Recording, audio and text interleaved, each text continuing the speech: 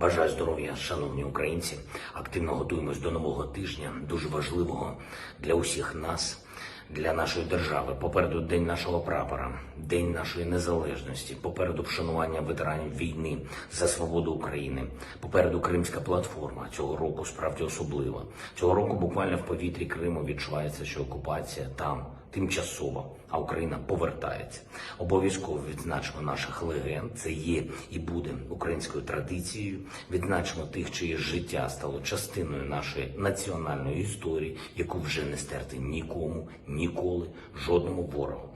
На наступний тиждень, як завжди, заплановані важливі переговори і візити справжніх друзів України. Попереду знаковий рубіж. Півроку цього повномасштабного вторгнення, війни, яка змінила все і для України, і для Європи, і для світу.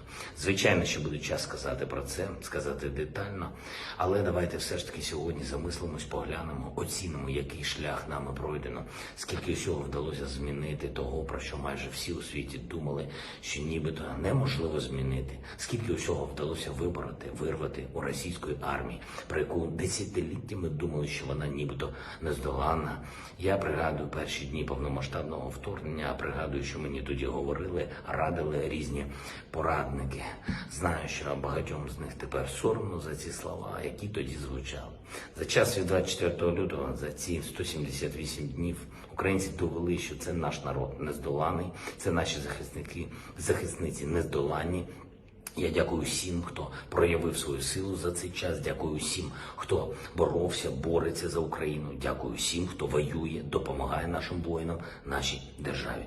Наша єдність, наша віра у себе дозволили пройти ці півроку і підійти до цього тижня незмінно важливого для кожного українця. Ми завжди говорили чесно і говоримо чесно заради перемоги України. Ще потрібно боротись, ще потрібно зробити дуже багато, ще потрібно вистояти.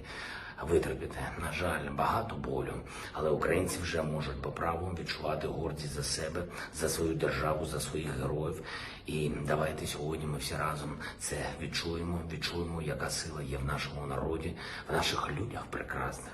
Ця сила завжди була і буде стільки, скільки ми будемо вірити у себе, скільки ми будемо зберігати нашу єдність, стільки, скільки ми будемо боротися за Україну, і стільки, скільки ми будемо працювати заради нашої спільної української перемоги.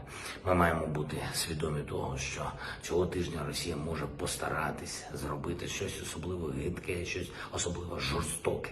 Такий у нас ворог, але і будь-який інший тиждень за ці півроку Росія робила те саме постійно, гидке і жорстоке. Одне з ключових завдань ворога – принизити нас, українців, знецінити наші можливості, наших героїв, поширити зневіру, страх, поширити конфлікти. Тому важливо ніколи, жодної хвилини не поступатися цьому ворожому тиску, не накручувати себе, не проявляти слабкості. Ми всі маємо бути достатньо міцними, щоб протистояти будь-яким ворожим провокаціям стільки, скільки потрібно, щоб змусити окупантів відповісти за всі свої удари і за той терор, за Харків, за Донбас, за Азовсталь, за Миколаїв, за фільтраційні табори, за Бучу, Ірпінь, за всі міста.